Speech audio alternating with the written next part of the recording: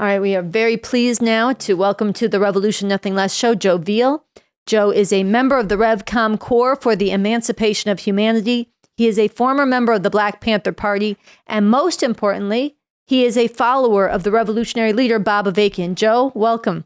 Thank you, and I'm happy to be here. Well, we're really glad to have you. So listen, the occasion to have you on the show today is these new dispatches at Bob Avakian Official from BA speaking about a profound fight for the soul of Black people, a defeated people or a revolutionary people. And right at the beginning of these social media messages, Bob Avakian shares a really deep quote that he's put forward about Black people, where he says, "There is the potential for something of unprecedented beauty to arise out of unspeakable ugliness. Black people playing a crucial role in putting an end, at long last, to this system which has, for so long, not just exploited, but dehumanized, terrorized, and tormented them in 1,000 ways.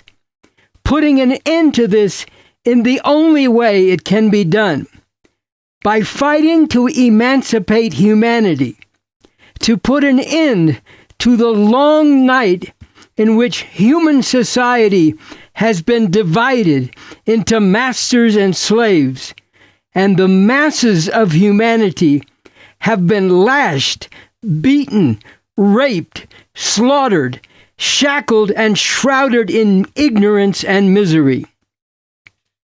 And BA makes the point that this statement continues to be true and express a very big and profound truth. But he poses the question, and I wondered if you could speak about how you see the importance of this question of a profound fight for the soul of Black people. Will Black people be a defeated people or a revolutionary people? At one time, Black people had a lot of soul. It was a lot of soul that put them right up against everything that America and the red, white, and blue stood for. Especially during the time of the 60s, especially going up against all the white supremacy, all the Jim Crow shit and stuff like that. And it was a lot of pride broadly in society amongst Black people and stuff, a lot of pride and, and not just in, themselves, but actually standing up against the injustice, being treated as inferior human beings and stuff. And, I just remember, being just a kid at the time and stuff. And I remember, right after the Watts Rebellion in '65 and meeting some young girls who were from Watts and who were up in the Bay Area. And one of them, I just couldn't stop looking at her head and stuff, because that was the first time I've ever seen a girl with an afro. But that was just part of people taking pride in who they were and standing up against the injustice as being treated as they're less than human and shit. And it had a real big, powerful impact, not only on Black people, but on other races and nationalities throughout society, because the way that Black people were standing up and saying, we're not taking this shit anymore. All your racist shit and your whole, racist power structure and stuff, how people understood it at the time and stuff. So there's a real, but now it's been a lot of changes since that time that BA speaks to, and in these dispatches and stuff. A lot of changes in U.S. society, a lot of changes, amongst Black people, overall. Because and what started really, back during that time, generally speaking and stuff. I remember, Richard Nixon, that murderous, imperialist murder, genocidal murder, carrying out that genocidal war in Vietnam, and as well as real repression against Black people, and particularly against the Black Panther, leading that against the Black Panther Party and other, revolutionary groups and stuff. But at that time, coming out and said, I'm for Black power. Black capitalism. I remember him, a picture with him with his fists up. Black power, yeah, me, yeah, Richard Nixon. Some murderers, genocidal murder and stuff like this here and stuff. But That's just to make the point that they paid conscious attention to building up a black middle class and a black capitalist class. So but there's a real fight in terms of like now, today, where's, what's going to happen like with that? Where's that, where's the soul of black people going to like go? Because right now they're fighting to take, people in the ruling structures, they're fighting to pit black people against immigrants. They're fighting for their soul to go that way, back into the very system that oppresses them and oppresses people all throughout the world, to get behind that MAGA fascist Trump and shit, to get behind some black identity Kamala Harris, who represent the same imperialist capitalist system, a genocidal murderer, war criminal themselves and stuff, and fighting to align black people to bring their allegiance and to make them patriotic cheerleaders and fighters for the U.S. and stuff like that at a time when, revolution is more and more urgently needed, and it's actually becoming more and more possible. That's what I would say. Yeah. This piece, I wondered if you could speak some about the fact that Bob Avakian has issued this challenge, who he is, his history around this, what he has forged on this, and how it makes perfect sense for Bob Avakian to be the one leading this, spearheading this fight for the soul of black people, and how you see that. Yeah, I was very happy. I was very glad and happy, like to see, when Bob Avakian made this statement and stuff, and this very like straight out. Because, like one of the things is that, he's doing what he's supposed to do as a revolutionary leader. It gives me, I'm so proud of him, man, and to be a follower like of him, because this is what leaders are supposed to like do, and people have to come to know that this oppressed people, black people, but other oppressed people have to come to understand and know and appreciate that BA is this is your best friend. This is what friends like. If people are genuinely your friend, and this is what they do.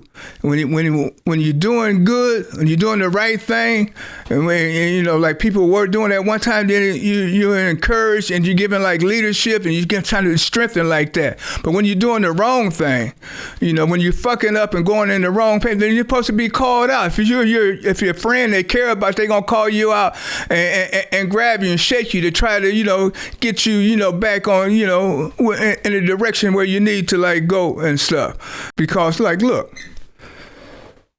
this oppression of black men, this is what he's like saying and stuff, and people should go to the dispatches and see like for themselves that how this oppression is rooted into this very system that again, it wouldn't be no the system wouldn't exist without, it never would have been America as we know it without, slavery and what it done like to black people and stuff like that. America became an economic and military power, off of, slavery and stuff. Or, another way to make the same point, it wouldn't be no U.S. capitalist imperialism as we know it without white supremacy. Them things, they go hand in hand and stuff. And nobody like goes into it and goes to the root of it the way that BA has and has done and stuff.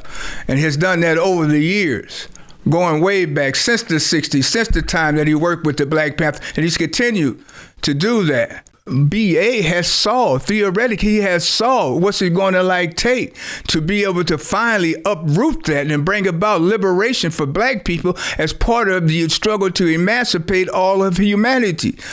What kind of leadership, what kind of revolutions? It's not the so-called revolution to get in on this system. That's not really revolution. It's called but a revolution to really to overthrow it and to build a new society on a new foundation that eliminates and uproots all forms of, inequality, racial, sexual, or gender, and, throughout society and stuff. Okay, so I suspect that when a number of people hear this title, A Profound Fight for the Soul of Black People, a Defeated People or a Revolutionary People, there's going to be a good number of black people who say, what?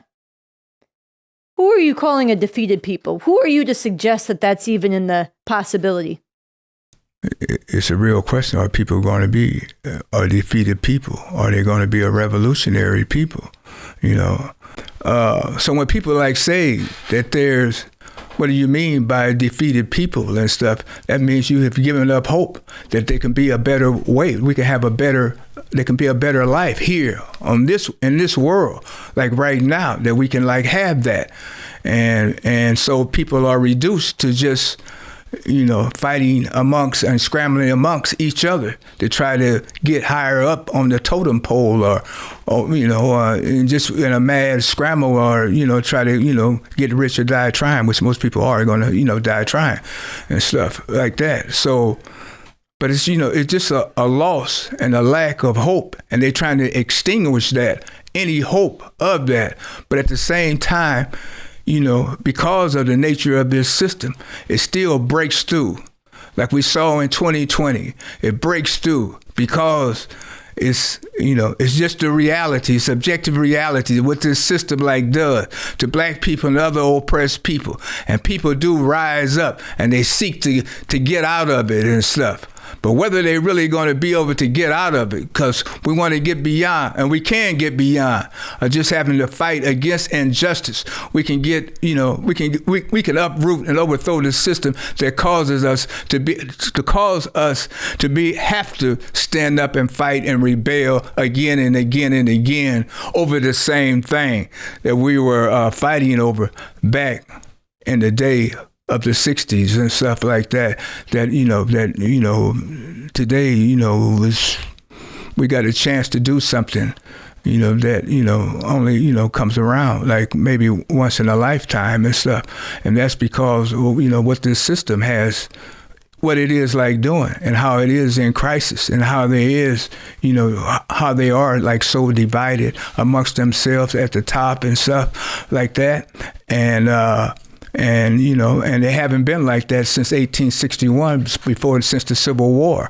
This is the opportunity that we can't afford to squander or miss and stuff. And BA is doing everything possible, giving heart and soul every day. I mean, these dispatches are coming out at least twice a week and stuff, giving timely leadership every day to what's going on in the world, what our response needs to be, how can we strengthen up where the interests of the masses of people lie at, how can we strengthen up the revolutionary forces and stuff like this. What does this have to do with revolution? Every day he's giving leadership, throwing everything into providing that for us and for humanity. So everybody needs to take him up and follow him. Everybody needs to go to Bob AVAKIAN Official regularly. It's up to 92 now. And so from 1 to 92, and he says straight up, people say, who are you to say this? So I tell you who I am. I'm somebody who's heart and soul, hardcore for revolution. Bob AVAKIAN, that's who I am and stuff. And that's just the truth of the matter. It's backed up by what he has done and stuff, As I said before, it's backed up by, it's backed up by the Constitution for the new Socialist Republic in North America. It's backed up by the strategy that he's developed in order to be able to reach and lead like me, and so we can have that kind of society and stuff. It's backed up by the leadership that he's providing himself every day through these dispatches and stuff. So, there's never been a leader. We've never had a leader like Bob AVAKIAN. He's head and shoulders above anybody else that's come before in this country and stuff. And there's no other leader out there that's doing what he's doing, that's saying what he's saying, that's even talking about a real revolution. And he's the only one is not only really talking about it, but developing the ability for us to be able to really make it in this time.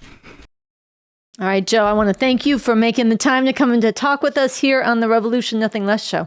Thank you for having me.